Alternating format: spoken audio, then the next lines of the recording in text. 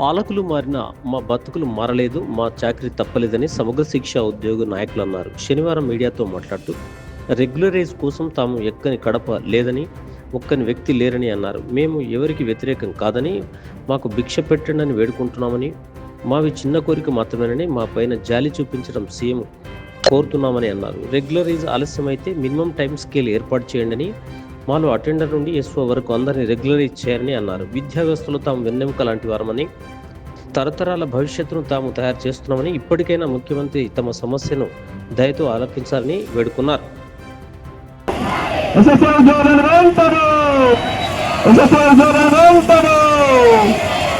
మాకు లేదు, కనీస వేతనం కోసం మేము మొక్కని గడపలేదు, మొక్కని కాలు లేవు. ఎందరు పాలకులు వచ్చినా మా బతుకులు మారడం లేదు.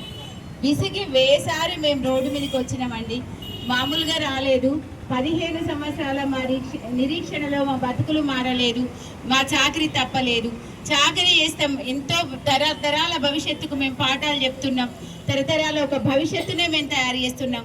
కానీ మా బతుకులు ఎందుకు మారడం లేదని ప్రశ్నిస్తున్నాం. మేము ఎవరికి ఎగనెస్ట్ కాదండి, మేము అమ్మని కొంచెం చిన్న కోరికలే మావి, కనీస కోరికలు, గొంతెమ్మ కోరికలు కాదు. మీరు తలుచుకుంటే ఎంత పని కాదండి, క్షణం మాత్రం టీ కప్పు కింద పెట్టే వరకు సైన్ పెట్టేస్తారు.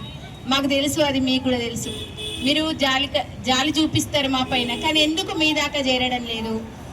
కనికరించండి, మా పైన జాలి చూపించండి. మీరు తలుచుకుంటే మేము రోడ్లు పక్కన పెట్టేసి మా స్కూల్లోకి వెళ్ళి మేము వెళ్ళిపోతాం కదా.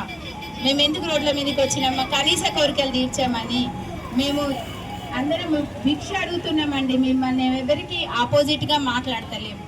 మాకు కనీసం మా బతుకులు బాగు చేయమని అడుగుతున్నాం. మా కనీసం సీఎం గారు కనుకరించి మా కనీస కోరికలు తీర్చాలి, మమ్మల్ని అందరినీ రెగ్యులరైజ్ చేయాలని. రెగ్యులరైజ్ కొంచెం ఆలస్యం అయితే వెంటనే మాకు ఎండిఎస్ మినిమం టైం స్కేల్ అమలు చేయాలి. వెంటనే రెగ్యులరైజ్ ఎప్పుడు చేస్తారో మాకు ఖచ్చితమైన హామీ ఇవ్వాలి సార్.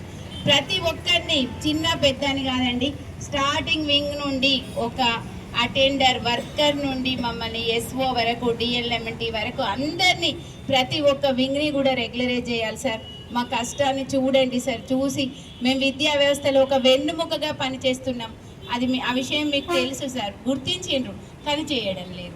అదే మా బాధ సార్. దయచేసి మా పైన కనికరం చూపించి మమ్మల్ని రెగ్యులరైజ్ చేయమని వేడుకుంటున్నాం సార్.